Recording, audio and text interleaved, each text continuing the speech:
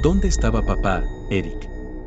El 13 de agosto de 1986, en los tranquilos suburbios de Austin, Texas, un niño de 3 años llamado Eric Morton es encontrado vagando solo por la calle. Cuando un vecino lo reconoce y lo lleva de regreso a su casa, hace un descubrimiento aterrador: la madre de Eric, Christine, ha sido asesinada. Los detectives y el fiscal del distrito rápidamente señalan a Michael Morton, el padre de Eric y esposo de Christine, como su principal sospechoso. Pero faltan varias pruebas clave y la policía no está contando toda la verdad. Pasarán 25 años y será necesario el trabajo incansable del abogado John Reilly para desbloquear los recuerdos ocultos de un niño asustado, liberar a un hombre condenado injustamente y, finalmente, atrapar al verdadero asesino de Christine. Esto que le han hecho a mi familia, lo pagarán. En esta vida, lo pagarán. O en la otra. Michael Wayne Morton, nacido el 12 de agosto de 1954, es un estadounidense que fue condenado injustamente en 1987 en un tribunal del condado de Williamson, Texas, por el asesinato de su esposa, Christine Morton, ocurrido en 1986. Pasó casi 25 años en prisión antes de ser exonerado por pruebas de ADN que respaldaban su inocencia y apuntaban a que el crimen fue cometido por otra persona. Morton fue liberado de prisión el 4 de octubre de 2011, y otro hombre, Mark Alan Norwood, fue condenado por el asesinato en 2013. El fiscal del caso, Ken Anderson, fue condenado por desacato al tribunal por retener pruebas después de que el juez ordenara su entrega a la defensa. Vida temprana, familia y educación. Michael Morton nació el 12 de agosto de 1954. Su familia residió en Waco, Texas, luego en pueblos de California antes de establecerse en Kilgore, Texas. En 1976, mientras asistía a una clase de psicología en la Universidad Estatal Stephen Austin en Nacogdoches, Texas, Morton conoció a Christine Kirkpatrick, una mujer católica de Houston, Texas. Se mudaron a Austin, Texas, en 1977 después de que Michael abandonara la universidad, y tenían la intención de transferirse a la Universidad de Texas, pero debido a que perderían tantos créditos, no se matricularon, en su lugar buscaron trabajo. Se casaron en 1979. Su único hijo, Eric, nació en 1983 con un defecto cardíaco congénito que requirió cirugía a corazón abierto, pero no se pudo intentar de manera segura hasta que cumplió 3 años. 6 semanas después de la exitosa cirugía de su hijo, el 12 de agosto de 1986, Morton y su familia celebraron el cumpleaños de Michael. Al día siguiente, después de que Michael Morton se fuera a trabajar a una tienda de comestibles, a las 6 de la mañana, Christine Morton fue golpeada hasta la muerte en su cama mientras Eric estaba presente. Michael se enteró de su muerte cuando regresó a casa del trabajo. Muerte de la esposa. Arresto, condena y encarcelamiento. El 25 de septiembre de 1986, Morton fue arrestado y acusado del asesinato de su esposa. Su condena se basó en parte en la afirmación, ahora desacreditada, de que la hora de la muerte de una persona solo puede determinarse mediante el estudio del contenido estomacal. Fue declarado culpable en febrero de 1987 y condenado a cadena perpetua, sin que Morton y su abogado lo supieran. Existían pruebas considerables que respaldaban firmemente la teoría de la defensa de que un extraño entró en la casa y mató a Christine después de que Michael se marchara. Casi todas estas pruebas exculpatorias se encontraban en notas, informes y transcripciones recopiladas por el investigador principal, el sargento Don Wood, de la oficina del sheriff del condado de Williamson.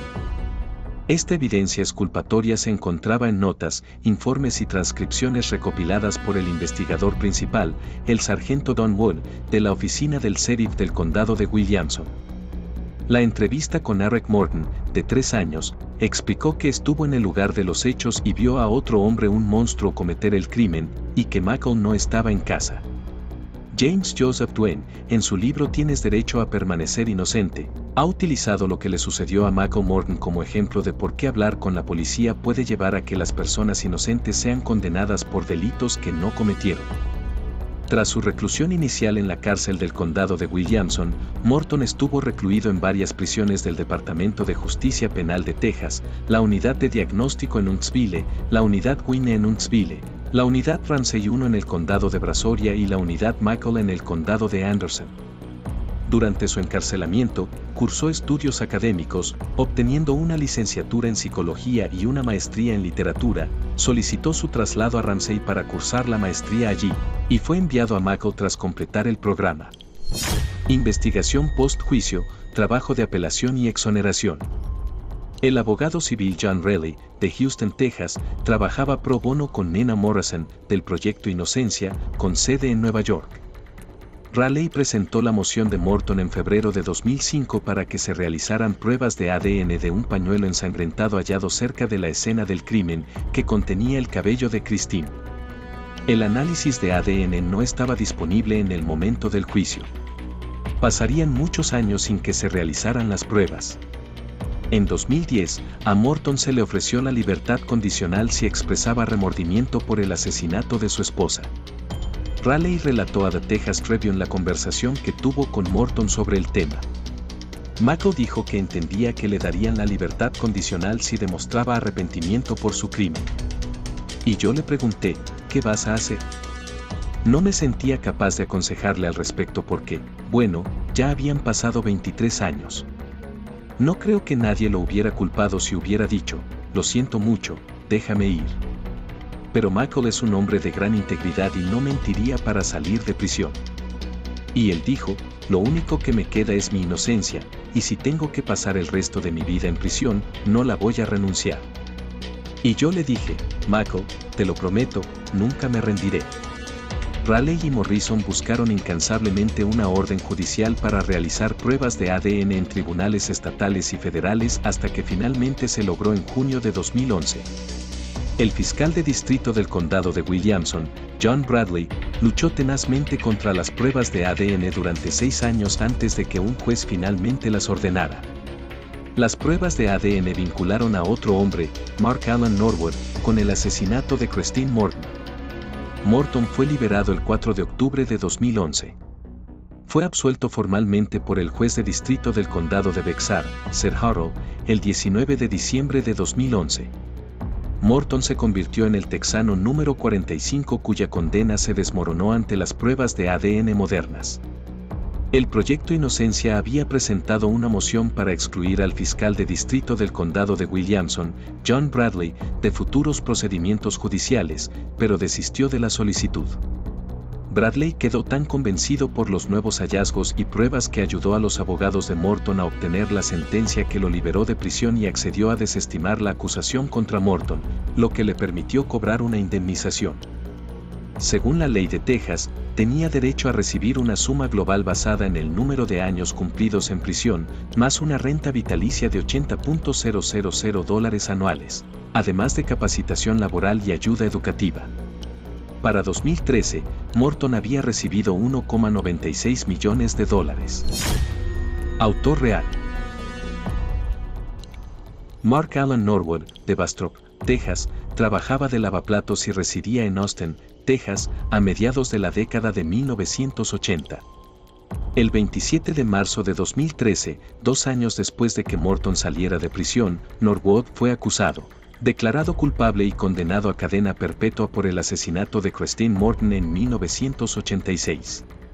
En septiembre de 2016, fue condenado en un caso aparte, el asesinato de Deborah Masters Becker en enero de 1988 en su domicilio de Austin.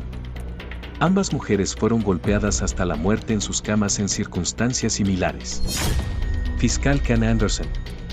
El 16 de noviembre de 2011, el fiscal original de Morton, Ken Anderson, declaró a la prensa, «Quiero disculparme formalmente con el señor Morton por el fallo del sistema». En retrospectiva, el veredicto fue erróneo. La hija de Becker afirmó que la disculpa de Anderson no la conmovió y lo responsabilizó parcialmente de la muerte de su madre, ya que él y los investigadores permitieron que un asesino escapara a la detección al centrarse tan intensamente en Morton. Me resulta más difícil creer que no se responsabilice. No está asumiendo su responsabilidad, declaró. El mismo día de la absolución formal de Morton, sus abogados, incluidos Raleigh, Morrison, Barry Shack del Proyecto Inocencia y Gerald Goldstein y Cynthia Orr de San Antonio, solicitaron al juez Harle que ordenara una investigación judicial sobre las acciones de Anderson, quien entonces era juez de distrito en el condado de Williamson. Una investigación judicial es un tribunal especial que investiga las acusaciones de mala conducta por parte de funcionarios electos en Texas. Aunque es un procedimiento relativamente inusual y único en Texas, puede tener consecuencias financieras significativas. Todos los costos incurridos en una investigación judicial deben ser pagados por el condado, de acuerdo con la ley estatal. Los costos del condado de Williamson se determinarían en el caso. Morton había acusado a Anderson de no proporcionar a los abogados defensores pruebas exculpatorias que indicaran que otro hombre podría haber asesinado a la esposa de Morton, incluyendo información de que su hijo de 3 años presenció el asesinato y dijo que su padre no estaba en casa en ese momento. Otras pruebas exculpatorias incluyeron informes de vecinos que vieron a un hombre en una camioneta verde detrás de la casa de los Morton cerca del momento del asesinato de Christine, la transcripción de una entrevista realizada por el sargento Guda Rita Kirkpatrick, suegra de Morton, quien afirma que su nieto de 3 años, Arek, le dijo que vio a un monstruo, no a su padre, golpear a su madre hasta la muerte, evidencia de que el bolso de Christine fue robado y su tarjeta de crédito y chequera utilizadas fraudulentamente varios días después, huellas dactilares no identificadas en la casa de los Morton, y una huella de pisada no identificada en el patio trasero. Los abogados de Morton descubrieron esta evidencia mientras preparaban una apelación final, mediante una solicitud de acceso a los registros. Pudieron tomar declaración bajo juramento a Anderson y a otros involucrados en la investigación. El testimonio del exfiscal Doug Arnold indicó que Anderson reveló que no permitiría que el sargento Wood testificara para que la otra parte no tuviera acceso a esos informes.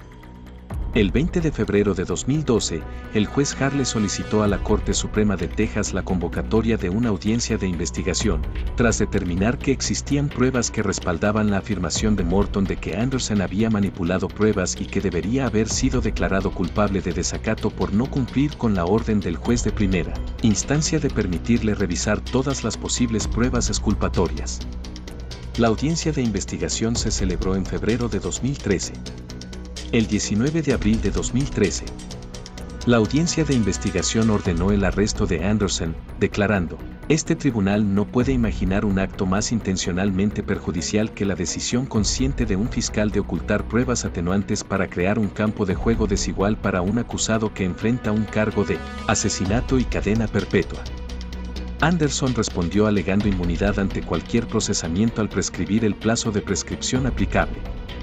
El 23 de septiembre de 2013, Anderson renunció a su cargo como juez del Tribunal de Distrito.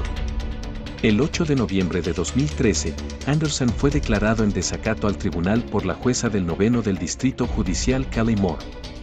Anderson no impugnó los cargos como parte de un acuerdo. Después de que se anunciara el acuerdo con la fiscalía, se reveló públicamente que la fiscal de distrito del condado de Williamson, Jana Duty, acordó autorizar una revisión independiente de cada caso que Anderson haya procesado, junto con cada caso en el que Bradley se opuso con éxito a las pruebas de ADN. Anderson fue sentenciado a 10 días en la cárcel del condado, que comenzarían a más tardar el 2 de diciembre de 2013. Recibió crédito por un día que pasó en la cárcel en abril de 2013, cuando fue arrestado después del tribunal de investigación y finalmente solo cumplió 5 días. Fue multado con $500 y se le ordenó realizar 500 horas de servicio comunitario. A cambio de que se retiraran los cargos de manipulación de pruebas, aceptó renunciar a su licencia para ejercer la abogacía. Sería elegible para solicitar la restitución de su licencia de abogado después de 5 años. El 15 de noviembre de 2013, Anderson fue liberado de la cárcel después de haber cumplido 5 días de su sentencia de 10 días, liberado anticipadamente después de recibir crédito por buena conducta. La ley Michael Morton. El 16 de mayo de 2013, el gobernador de Texas, Greg Perry, promulgó el proyecto de ley 1611 del Senado de Texas, también conocido como la ley Michael Morton. Esta ley busca garantizar un proceso de descubrimiento de pruebas más transparente. La política de archivo abierto del proyecto de ley elimina las barreras para el acceso a la evidencia. Morton estuvo presente en la firma del proyecto de ley, que se convirtió en ley el 1 de septiembre de 2013. Vida posterior. Tras salir de prisión, Morton vivió con sus padres en New York City, Texas, y posteriormente se mudó a Kilgore. Tras cierta resistencia inicial, pudo reencontrarse con su hijo Eric, que entonces tenía 28 años. Eric había sido adoptado por la hermana menor de Christine Morton y su esposo, tras haber cortado el contacto con Michael a los 15 años porque creía que Michael era culpable del asesinato de Christine. En 2013, Michael Morton se casó con Cynthia Mae Chasman, se conocieron en su iglesia. En los medios populares.